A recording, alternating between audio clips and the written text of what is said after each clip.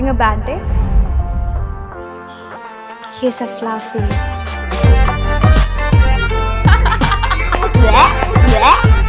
ശരിക്കും ഇത് എങ്ങനെ കണ്ടുപിടിച്ചേ? എവിടുന്നേലൊക്കെ ചിലപ്പോൾ ത്രെഡ് കിട്ടും, ബാത്റൂമിലൊക്കെ ഇരിക്കുമ്പോ ഓരോ ഐഡിയാസ് വരും.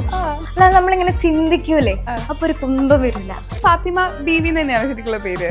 തല്ലുമാല വന്നതിന് ശേഷം ആൾക്കാർ വാസ് ലൈക്ക് അതിനെ ബേസ് ചെയ്തിട്ട പേരാണോ? അല്ല, ആക്ച്വലി എൻ്റെ കാക്ക ഉണ്ടായി കഴിഞ്ഞിട്ട് ഒരു 10 കൊല്ലം ഇവർക്ക് മക്കളൊന്നും ഉണ്ടായില്ല. അപ്പൊ ഇവര് മക്കത്ത് പോയിട്ട് നീയത്തെ ഇതിന് ഒരു പെൺകുട്ടി ഉണ്ടാവുകയാണെങ്കിൽ ഫാത്തിമ ബീവി എന്നും ഒരു ആൺകുട്ടി ഉണ്ടാവുകയാണെങ്കിൽ മുഹമ്മദ് എന്നും പേരിടുന്നു. അങ്ങനെ ഉരുളി ഉണ്ടായതാണ് ഈ ഫാത്തിമ ബീവി. ഒന്നും ശരിയില്ലായിരുന്നില്ലേ?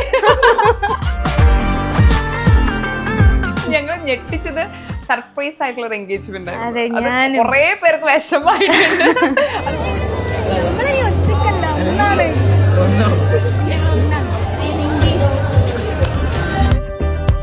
എനിക്ക് ഇതൊരു സർപ്രൈസ് ആയിരുന്നു. അതുകൊണ്ട് ഭയങ്കര പെട്ടെന്നുണ്ടായതാ. 2 weeks, എക്സാക്ട് 2 weeks അവരെന്നെ പെണ്ണ് കാണാൻ വന്നു. പെണ്ണ് കാണാൻ വന്ന പാടെ എനിക്ക് ഏറ്റവും ഇഷ്ടമായത് അജുവിൻ്റെ ഫാമിലിനാണ്. Super supportive.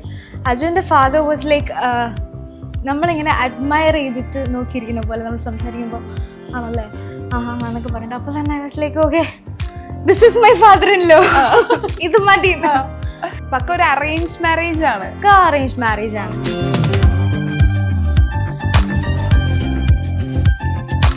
പക്ഷെ ഉപ്പക്ക് ഫാൻസ് ഉണ്ട് ഓൾറെഡി. ഇപ്പൊ കുർത്തക്കേടൊന്നും കളിക്കാൻ പറ്റില്ല, ആളുകൾ ഐഡന്റിഫൈ ചെയ്തൊക്കെയാണ് പറയുന്നത്. ഉപ്പേനെ ഒരു ഇൻഫ്ലുവൻസർ ആക്കിയല്ലേ? ഉപ്പക്ക് വേറെ പേജ് തുടങ്ങണം എന്നാ ഉപ്പ പറയുന്നത്. സമ്മതിക്കില്ല ഞാൻ.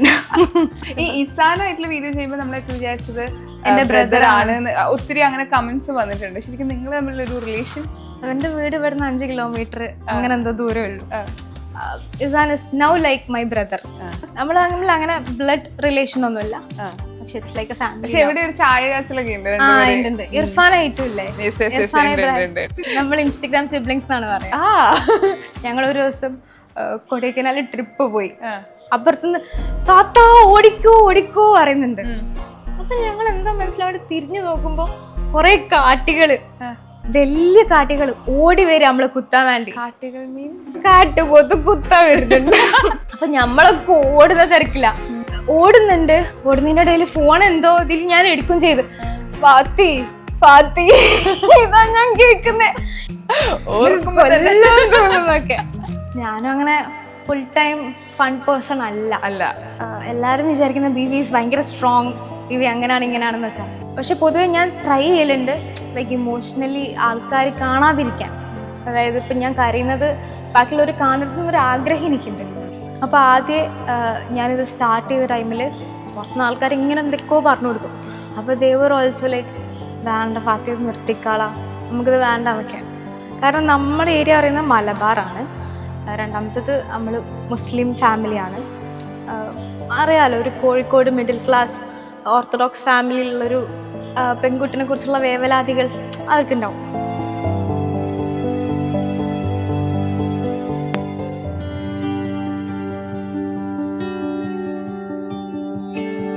ഹായ്, ഹലോ, നമസ്കാരം. സൈന സൗത്ത് പ്ലസിന്റെ എല്ലാ പ്രേക്ഷകർക്കും സ്വാഗതം. This is me Shijana Jose Prakash. ഇന്ന് എൻ്റെ കൂടെ ജോയിൻ ചെയ്യുന്ന ഒരു ഇൻസ്റ്റഗ്രാം ഇൻഫ്ലുവൻസർ ആണ്, കോഴിക്കോടിന്റെ സ്വന്തം ബീവി ഫാത്തിമ ബീവിയാണ് ഇതിന്റെ കൂടെ ജോയിൻ ചെയ്യുന്നത്. സ്വാഗതം.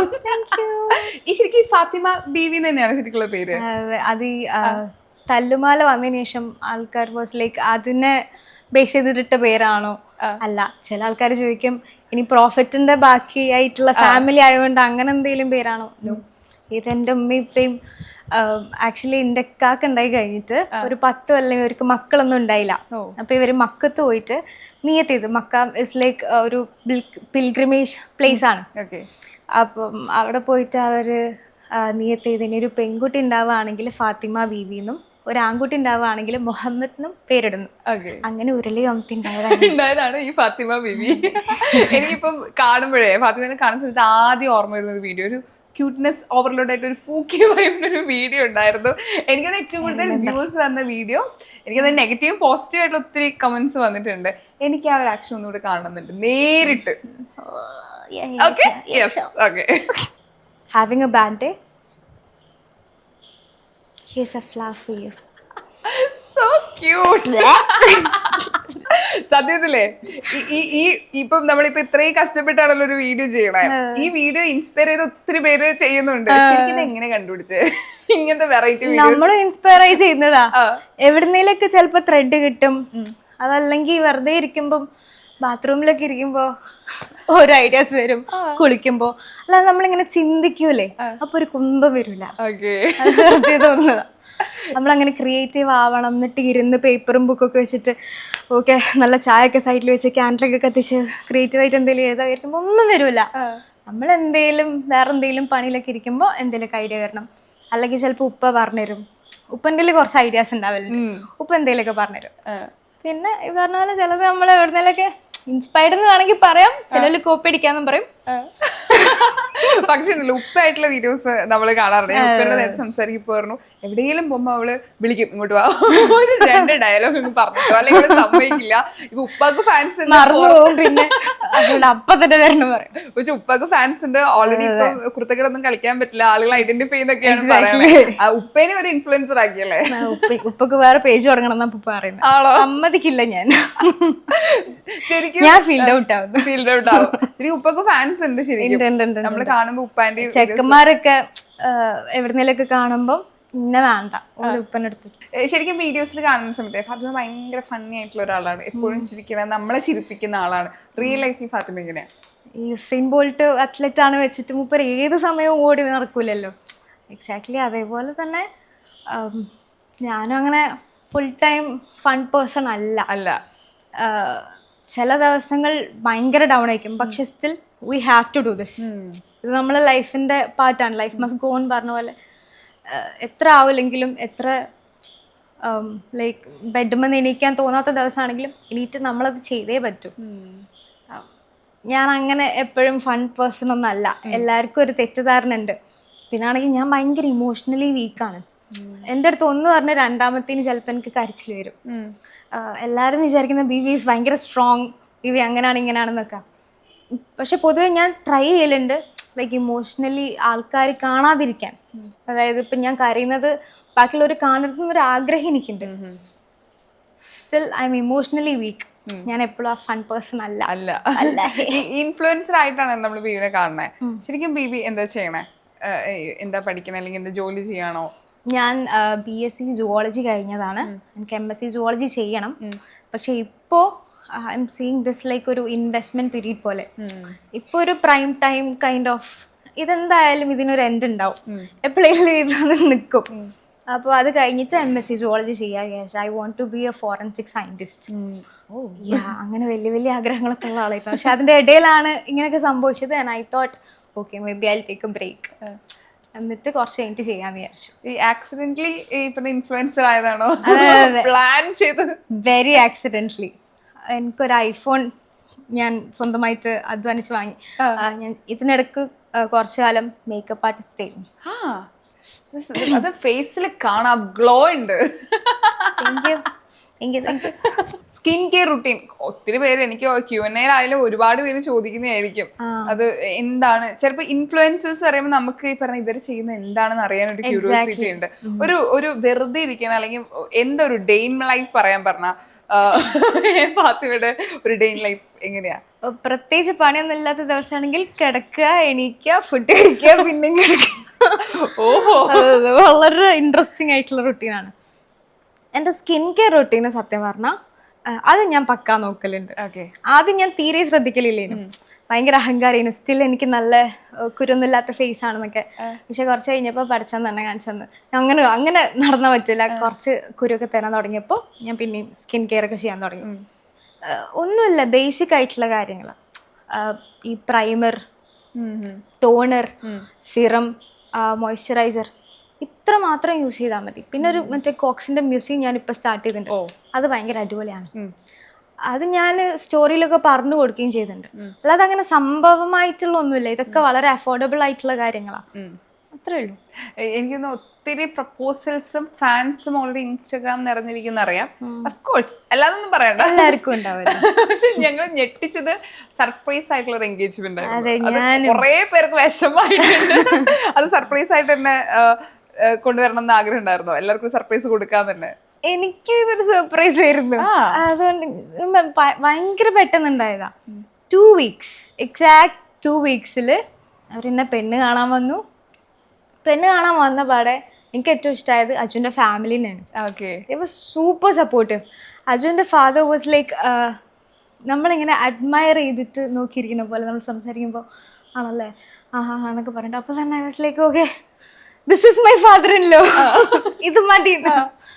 ഹി വാസ് ലൈക്ക് നിനക്ക് പഠിക്കണോ, നിനക്ക് പഠിക്കാം, അതല്ല നിനക്ക് വേറെ എന്ത് ചെയ്യണം, എന്ത് ചെയ്യണമെങ്കിലും ഞങ്ങൾ ഡബിൾ സപ്പോർട്ടാണ്. ഈ എന്ത് പറഞ്ഞാലും ഞങ്ങളത് ചെയ്തു തരും. ഈ ആരെയും പേടിക്കേണ്ട, ഒന്നും ചെയ്യണ്ട, ഇപ്പം ഈ എന്താണോ ചെയ്യുന്നത് അതിൽ ഞങ്ങൾ ഭയങ്കര ഹാപ്പിയാണ്. അങ്ങനെയൊക്കെ പറഞ്ഞിട്ട് നമ്മളിങ്ങനെ അഡ്മയർ ചെയ്തുകൊണ്ട് ഇങ്ങനെ സംസാരിച്ചുകൊണ്ടിരിക്കുക. മതി ഞാനത് ഫിക്സ് ചെയ്തു. പക്ഷെ അപ്പോഴും ഞാനും അജു ശരിക്കും അങ്ങനെ സംസാരിച്ചിട്ടൊന്നുമില്ല. ആൻഡ് ദെൻ ഞാനും ഉമ്മൻ്റെ അടുത്ത് പറഞ്ഞു, ഉമ്മ maybe I have to talk to Aju again, ഒന്നുകൂടെ ഒന്ന് സംസാരിച്ചാലേ എനിക്ക് ഉറപ്പിക്കാൻ പറ്റും. അങ്ങനെ അജു ഏറ്റൊരു സെക്കൻഡ് മീറ്റിംഗ് സെറ്റ് ചെയ്തു. And then I was sure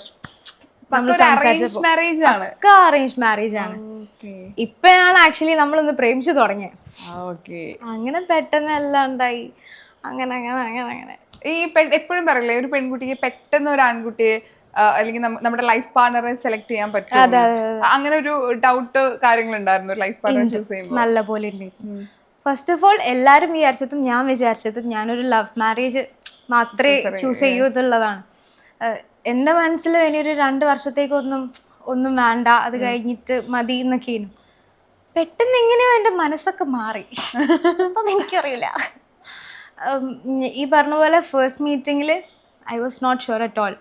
അപ്പം ഞാൻ വീട്ടിൽ പറഞ്ഞ് അവരെ ഫാമിലിനെയും ഒക്കെ എനിക്ക് ഇഷ്ടപ്പെട്ടു, പക്ഷെ ഇത് ഫോർവേഡ് ചെയ്യണോ, കാരണം ഞാൻ ഇത്രയും പെട്ടെന്ന് ഡിസിഷൻ എടുത്തു കഴിഞ്ഞാൽ എന്തെങ്കിലും പ്രശ്നം ഉണ്ടാവുമോ എന്നൊക്കെ ചോദിച്ചു. അപ്പോൾ ഒരു മീറ്റിംഗ് കൂടി വെക്ക്, that's it. Aju was a very good guy, അതിലൊന്നും എനിക്ക് ഡൗട്ടില്ല. പക്ഷെ നമ്മൾ തമ്മിലൊരു കമ്പാറ്റബിലിറ്റി ശരിയാവണമല്ലോ.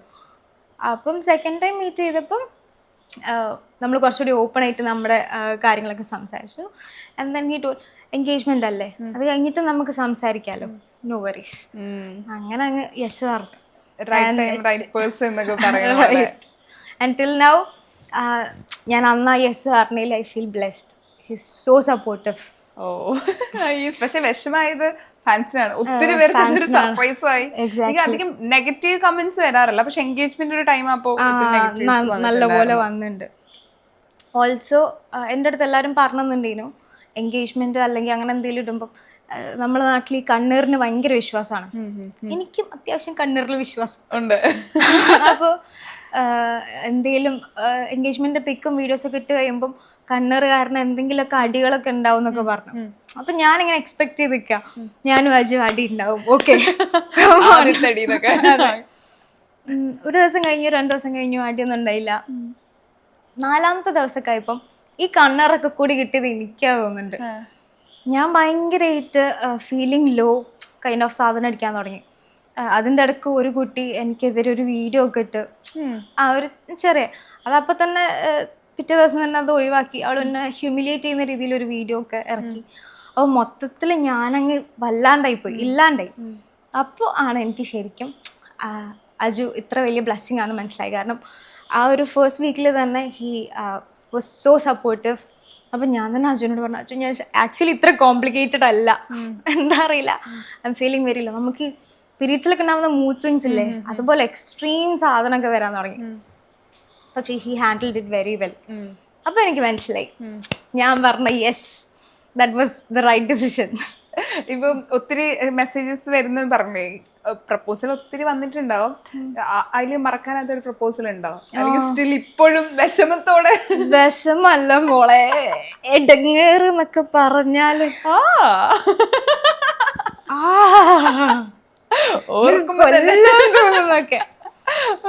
എന്തൊക്കെയായിരുന്നു? ഒരാള് മൂപ്പര് ആക്ച്വലി എൻ്റെ ഫ്രണ്ട് ത്രൂ, എൻ്റെ ഫ്രണ്ടിൻ്റെ ഒരു കല്യാണത്തിന് പോയി. അപ്പോൾ അവിടുന്ന് കണ്ട് ഇഷ്ടപ്പെട്ടു എന്ന് പറഞ്ഞിട്ട് ഈ എൻ്റെ ഫ്രണ്ട് എന്നെ വിളിച്ചിട്ട് പറഞ്ഞു, എന്നെ കണ്ടിട്ട് ഒരാൾക്ക് ഭയങ്കര ഇഷ്ടമായി, ലവ് അറ്റ് ഫസ്റ്റ് സൈറ്റ് എന്നൊക്കെയാണ് പറയുന്നത്, ഈ ജസ്റ്റ് ഒന്ന് സംസാരിച്ച് നോക്ക്, ഒന്നുമില്ല, അവൻ അത്ര ജെന്യുവൻലി പറയുന്നുണ്ട്, അതുകൊണ്ടാണ് ഞാൻ വിളിപ്പിച്ചതെന്നൊക്കെ പറഞ്ഞു. അപ്പം എനിക്കും ഫൈൻ, അങ്ങനെയാണ്. എനിക്ക് വീട്ടിൽ കല്യാണം ആലോചിക്കുന്ന ടൈമാണ്, വെറുതെ സംസാരിച്ച് നോക്കാമല്ലോ, ഇനിയിപ്പോൾ അല്ലെങ്കിൽ ഡേറ്റ് ചെയ്യാമല്ലോ. അതെ, അങ്ങനെ വിചാരിച്ചിട്ട് ഞാൻ ഫോൺ വിളിച്ചു. അപ്പൊ മൂപ്പര് ഭയങ്കര എനിക്ക് ഫാത്തിനെ ഭയങ്കര ഇഷ്ടം, ഫാത്തി എന്നൊക്കെ വിളിക്കുന്നത്. പിന്നെ അങ്ങനെ ആരും ഫാത്തി എന്നൊന്നും അല്ലെങ്കിൽ പിന്നെ ബീവി എന്നാ വിളിക്കുന്നത്. ഫാത്തിനെ എനിക്ക് ഭയങ്കര ഇഷ്ടമാണ്, ഈ കണ്ടപ്പോൾ തന്നെ ഭയങ്കര ഇഷ്ടം, എനിക്ക് ഫാത്തിനെ കുറിച്ച് എല്ലാം അറിയാം, എനിക്കിനി ഒന്നും ആലോചിക്കാനില്ല അങ്ങനെ എന്നൊക്കെ പറഞ്ഞ് ഭയങ്കര ഇത്. അപ്പൊ എനിക്ക് ഈ ക്രിഞ്ച് വർത്താനം കേട്ടപ്പോ തന്നെ എനിക്ക് ഇഷ്ടമായില്ല, എന്റെ ടൈപ്പ് അല്ല.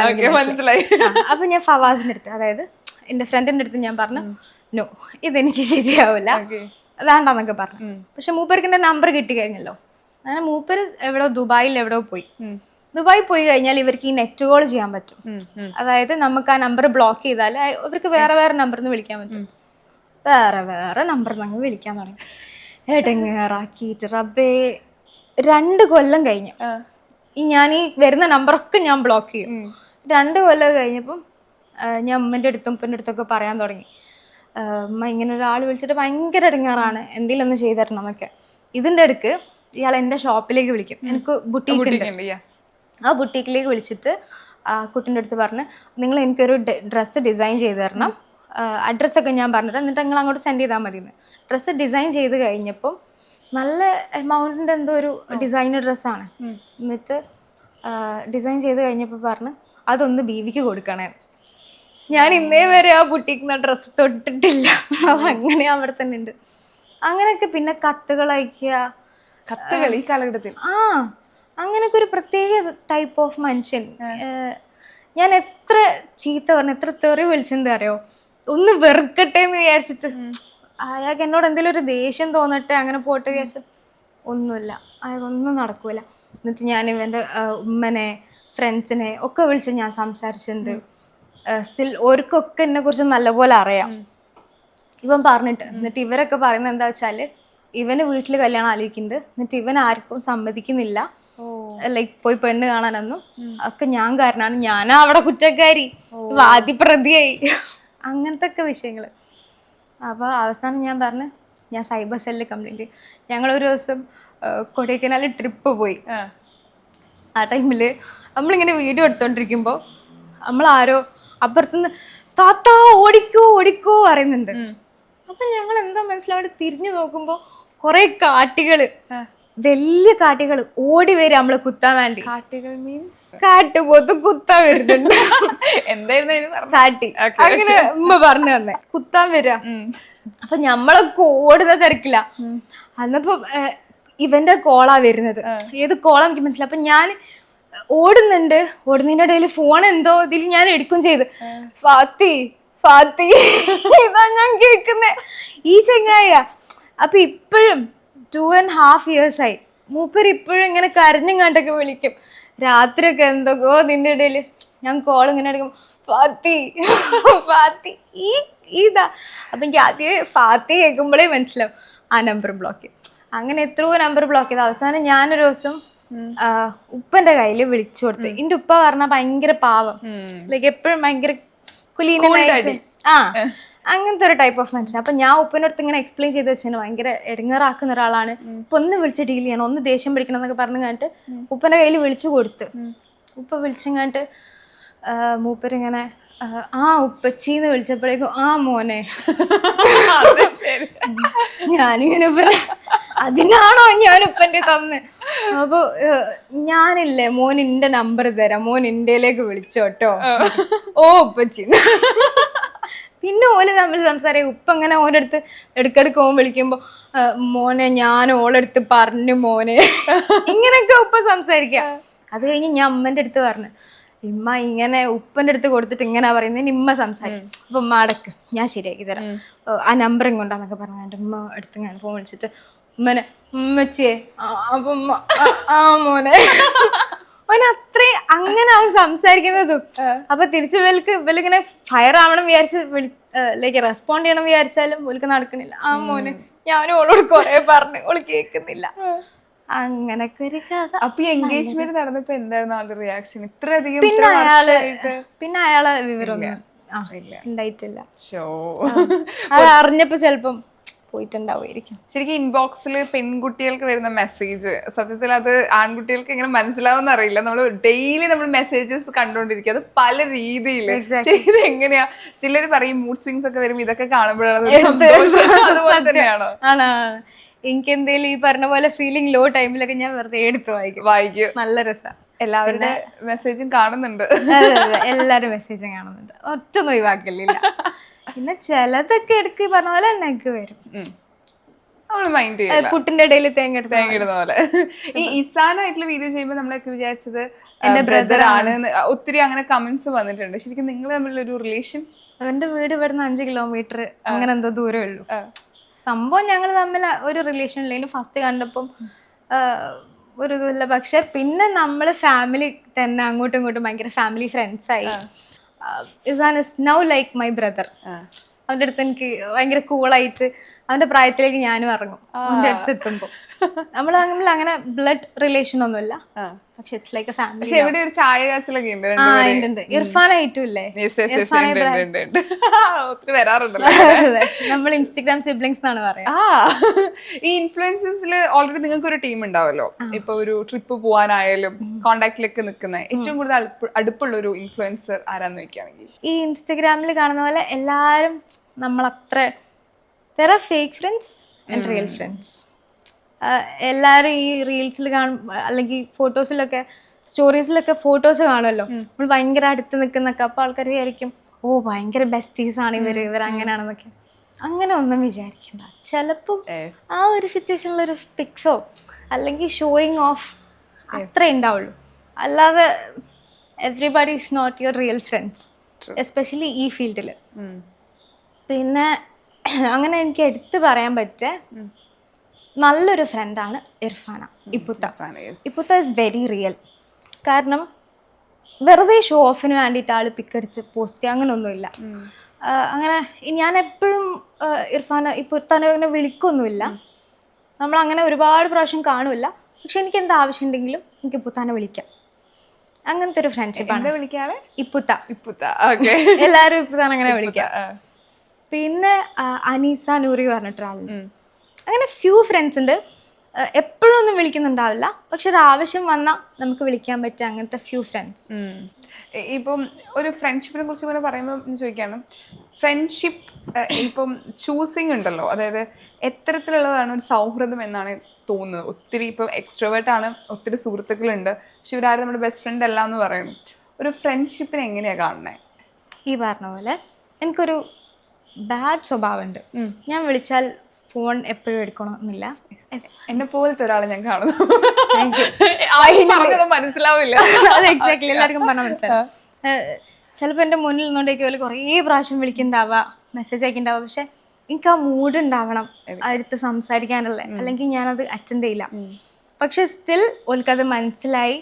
ഓലെന്നെ എപ്പോൾ കാണുമ്പോഴും ആ സെയിം ബോണ്ടിൽ നിൽക്കുന്ന ആൾക്കാരില്ലേ, എപ്പോഴും ഞാൻ വിളിച്ചിട്ട് ഈ ഫോൺ എടുത്തില്ലല്ലോ അതുകൊണ്ട് ഞാൻ എന്നോട് മിണ്ടുമല്ല, ആ കൈൻഡ് ഓഫ് ആൾക്കാരല്ലാത്ത കുറച്ച് ആൾക്കാരുണ്ട്.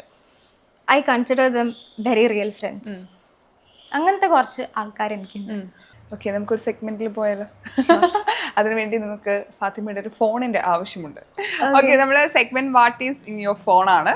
സോ അപ്പം ആദ്യത്തെ കളത്തിനെ കാണിക്കരുത്. ഓക്കെ, ആദ്യത്തെ ലാസ്റ്റത്തെ വാട്സപ്പ് ടെക്സ്റ്റ്. ഓക്കെ, അതൊക്കെ സിമ്പിൾ. ഞാൻ അങ്ങോട്ട് അയച്ചതല്ലേ? ലാസ്റ്റത്തെ ഇങ്ങോട്ട് അയച്ചാലും അങ്ങോട്ട് അയച്ചത്. വാട്സപ്പില് ശ്രീലാലേട്ടനെ ലാസ്റ്റ് ഞാൻ അയച്ച മെസ്സേജ് മൂപ്പര് കണ്ടിട്ട് പോലും ഇല്ല.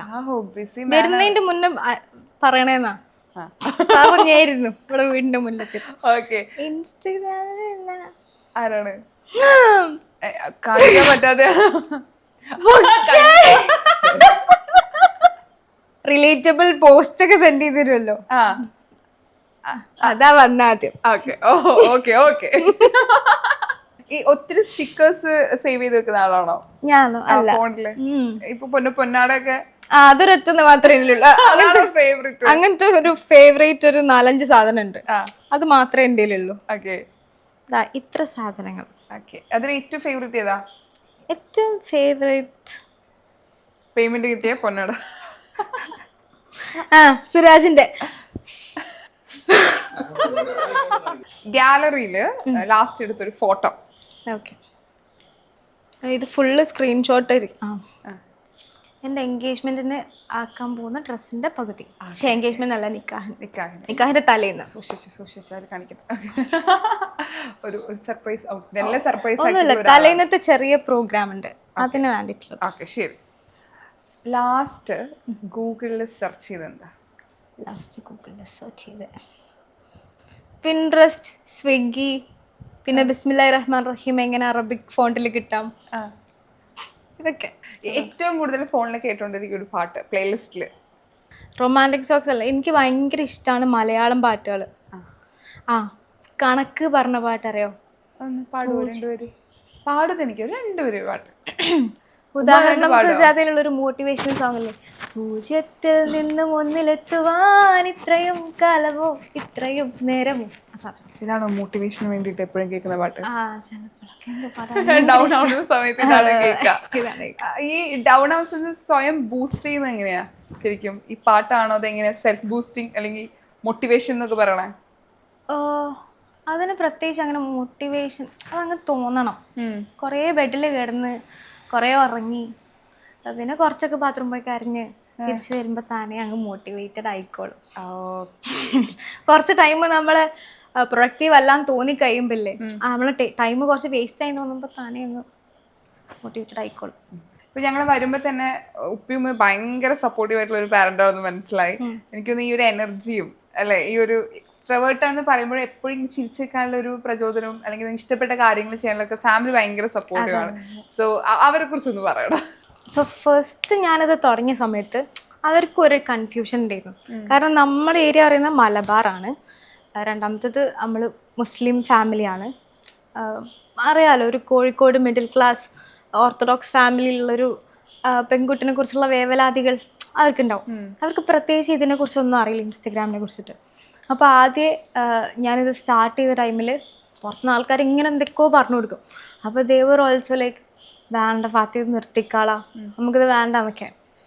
പിന്നെ ഇത് ഇവർക്ക് ഗ്രാജുവലി ഇങ്ങനെ പറഞ്ഞു കൊടുത്തപ്പോഴാണ് ഇവർക്ക് മനസ്സിലായത്. പിന്നെ അത് കഴിഞ്ഞതിന് ശേഷം ഇപ്പം പുറത്ത് like family in the sense ഇവരല്ലാതെ കുറച്ച് ഡിസ്റ്റൻ്റ് ആയിട്ടുള്ള ആൾക്കാർ എന്തെങ്കിലും പറയുകയാണെങ്കിൽ കൂടെ ദേ സപ്പോർട്ട് മീ. എൻ്റെ അടുത്ത് എന്തെങ്കിലും പറയുമ്പം അവരതിനുള്ള ഉത്തരം പറഞ്ഞോളും. പിന്നെ ആണെങ്കിൽ എനിക്ക് എന്ത് പ്രൊമോഷന് പോകാണ്ടെങ്കിലും എന്നെ ഒരിക്കലും ഒറ്റയ്ക്ക് വിടില്ല, ദിൽ കം വിത്ത് മീ. എന്നിട്ട് ഒക്കെ പരിപാടി എത്ര നേരം ഉണ്ടെങ്കിലും അത്ര നേരം കാത്തു നിന്ന് എൻ്റെ കൂടെ നിന്ന് അങ്ങനെ മാത്രമേ അവർ പോവുള്ളൂ. ഉപ്പനെ സ്വയം വിശേഷിപ്പിക്കുന്നത് ഗൺമാൻ എന്നാണ്. ഓ, അങ്ങനെ ഈവൻ എൻ്റെ ഈ പറഞ്ഞ ഇൻഫ്ലുവൻസേഴ്സ് ഫ്രണ്ട്സൊക്കെ വരുമ്പോഴും ഒരു ഭയങ്കര വെൽക്കമിങ് ആണ്. അങ്ങനെ നമ്മുടെ ഏരിയയിലൊന്നും അങ്ങനെ ആൾക്കാർക്ക് ഇഷ്ടമല്ല. ഇപ്പോൾ ഇവിടെ പ്രത്യേകിച്ച് ഭയങ്കര ഓർത്തഡോക്സ് ആണ് ആൾക്കാർ. അപ്പം ഒരു പെൺകുട്ടിൻ്റെ വീട്ടിലേക്ക് ഒരു ഗ്രൂപ്പ് ഓഫ് ചെക്കന്മാർ മാത്രം വരാമെന്നൊക്കെ പറയുമ്പോൾ അല്ലാ കുറേ ചെക്കന്മാർ അവിടെ വന്നിട്ട് പോയി അങ്ങനെയൊക്കെ പറയും. പക്ഷെ ലൈക്ക് വന്നോട്ടെ, ദാറ്റ്സ് ഓക്കെ, അങ്ങനെ വൈബാണ് മൊത്തത്തിൽ. ഞങ്ങൾ വരുമ്പോഴും ആ വെൽക്കമിങ് ആണ് ഞങ്ങൾക്ക് കിട്ടിയത്. അതെല്ലാവരുടെ അടുത്തും അവരത് കീപ്പ് ചെയ്യും. അതെ, എത്ര ചെറിയ ആൾക്കാരാണെങ്കിലും എത്ര വലിയ ആൾക്കാരാണെങ്കിലും വിൽ ബി ദ സെയിം. അതാണ് ഇപ്പോഴും ഇങ്ങനെ ഹാപ്പി ആയിരിക്കുന്നതിന്റെ ഒരു റീസൺ കൂടി. ഇനിയും വീഡിയോസ് കാര്യങ്ങൾ ചെയ്യാം, ഞങ്ങൾ കാത്തിരിക്കുകയാണ്. ലൈഫിൽ ആഗ്രഹിച്ച ഒത്തിരി കാര്യങ്ങളുണ്ട്, അതൊക്കെ സംഭവിക്കട്ടെ, ഞങ്ങൾ കാത്തിരിക്കുന്നു. അപ്പൊ എല്ലാവിധ ആശംസകളും. Thank you so much. Thank you.